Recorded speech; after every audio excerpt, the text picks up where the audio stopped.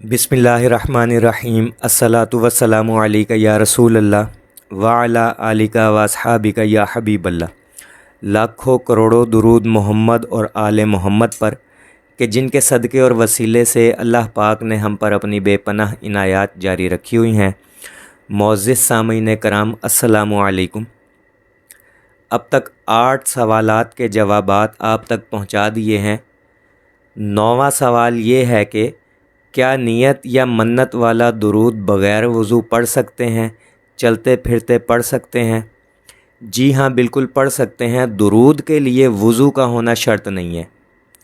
लिहाजा हम नियत या मन्नत वाला दुरूद शरीफ उठते बैठते चलते फिरते कामकाज करते वज़ू बग़ैर वज़ू और ख़ासकर ख़वातीन किचन में काम करते हुए दुपट्टे के बग़ैर, मर्द हज़रात सर पर टोपी रखे बग़ैर पढ़ सकते हैं।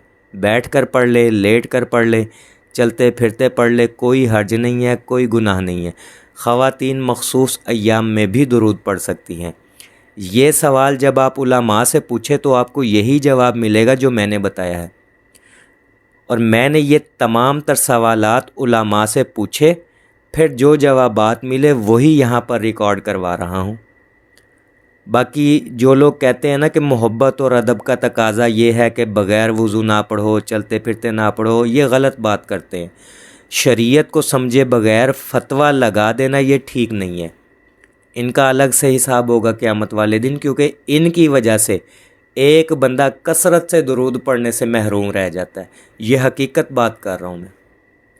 एक शख्स सारा दिन दुरूद पढ़ रहा है, उठते बैठते चलते फिरते कामकाज करते वज़ू बग़ैर वज़ू, और आप उसे डरा दे कि नहीं जी ये आप क्या कर रहे हो, बग़ैर वज़ू तो पढ़ ही नहीं सकते, और वो आपकी बातों में आकर दुरूद पढ़ना छोड़ दे सारा दिन बग़ैर वज़ू, और उसको फिर वज़ू के साथ एक जगह बैठ कर पढ़ने का भी टाइम ना मिले, तो उसके दुरूद की तादाद तो कम हो गई ना, उसकी तो गैर हाज़िरी हो गई ना बारगाह नबी सल्लल्लाहु अलैहि वसल्लम में। इसका हिसाब कौन देगा? इसका हिसाब वही देगा जिसने उसको मना किया। हालांकि शरीयत तो कहती है दुरूद एक दुआ है, आप इसको जैसे मर्ज़ी पढ़ लें। अब उसने शरीयत का इनकार किया कि नहीं जी बग़ैर वज़ू तो पढ़ना ही नहीं चाहिए, तो इसीलिए कह रहा हूँ इनका अलग से हिसाब होगा।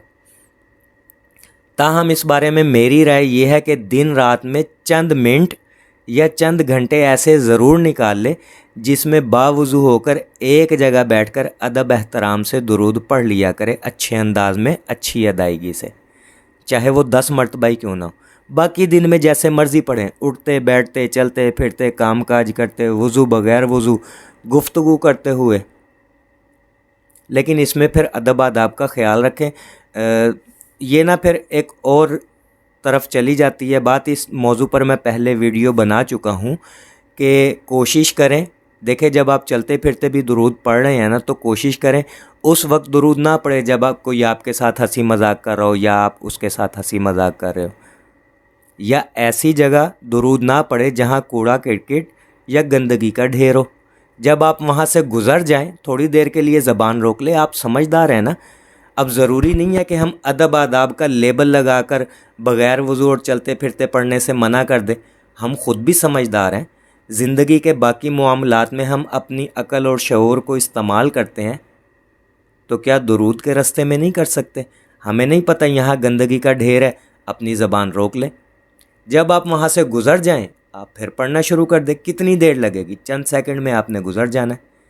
और अगर कोई आपके साथ हंसी मजाक कर रहा है, थोड़ी देर के लिए रुक जाएं, या उसको बता दे कि भाई मेरे साथ ये काम ना करें, मैं अभी मसरूफ़ हूँ। तो अपनी अकल इस्तेमाल करते हुए हम इन सारी चीज़ों को परख सकते हैं, समझ सकते हैं। बाकी दिन में जैसे मर्ज़ी पढ़ ले, जैसा कि मैंने बताया, तो रात को थोड़ा सा टाइम निकाल कर लाजमी अदब एहतराम के साथ पढ़ लिया करें। इसमें यह होता है जो दिन भर की कमी बेशी होती है ना, वो रात को पूरी हो जाती। मैं अक्सर एक बात कहा करता हूँ कि रात के वक्त दुरूद पढ़ना तो इसलिए भी ज़रूरी है कि औलिया अल्लाह रात को अल्लाह के सामने खड़े होकर इबादत करते हैं, तो दिन में उनसे करामतों का ज़हूर होता है। तो रात का टाइम जो है ना, ख़ास कर 10 बजे से लेकर 10:20 तक, ये 20 मिनट आप बावज़ू और अदब एहतराम से अगर पढ़ लेना, तो सारे दिन का जो कमी बेशी होगी ना, वो पूरी हो जाएगी। اور اس موضوع پر میں متعدد ویڈیوز پہلے بھی بنا چکا ہوں، چلتے پھرتے پڑھنے والے موضوع پر نا، کہ بغیر ادب سے پڑھنے والوں کی کیا مجبوریاں ہیں اور اس کا حل کیا ہے۔ لہٰذا بات ہو رہی تھی کہ بغیر وضو پڑھ سکتے ہیں، تو جی ہاں پڑھ سکتے ہیں، لیٹ کر بھی پڑھ سکتے ہیں، چلتے پھرتے بھی پڑھ سکتے ہیں۔ 10واں سوال یہ ہے کہ کیا دنیاوی مقاصد کے لیے درود پڑھ سکتے ہیں نیت کر کے یا منت مان کے؟ آپ کو یاد ہوگا میں نے سب سے پہلا سوال جو شروع کیا تھا نا، اس کے جواب میں یہی ذکر کیا تھا کہ درود ہمیشہ محبت رسول صلی اللہ علیہ وآلہ وسلم کی نیت سے پڑھیں۔ تاہم اگر آپ کو کوئی پریشانی ہے، مسئلہ ہے، حاجت ہے، کوئی دعا قبول کروانی ہے، تو آپ اس مقصد کے لیے درود پڑھ سکتے ہیں۔ نیت کیسے کرنی ہے اس کا ذکر میں سب سے پہلے سوال میں کر چکا ہوں۔ 11واں سوال یہ ہے کہ کیا نیت یا منت والا درود ہدیہ کر سکتے ہیں؟ کس کو ہدیہ کرے؟ کیا ہدیہ کرنا ضروری ہے؟ روزانہ کریں یا اکٹھا کر لے آخر میں جب سارا مکمل ہو جائے؟ اور ہدیہ کیسے کریں؟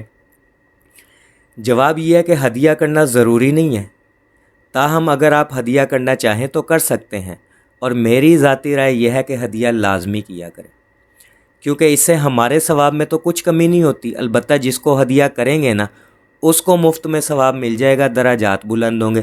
اور اپنے مرحومین کو تو لازمی ہدیہ کیا کرے، کیونکہ وہ آپ کے محتاج ہوتے ہیں، آپ کے ایصال و ثواب کے محتاج ہوتے ہیں، تو ہدیہ لازمی کیا کریں۔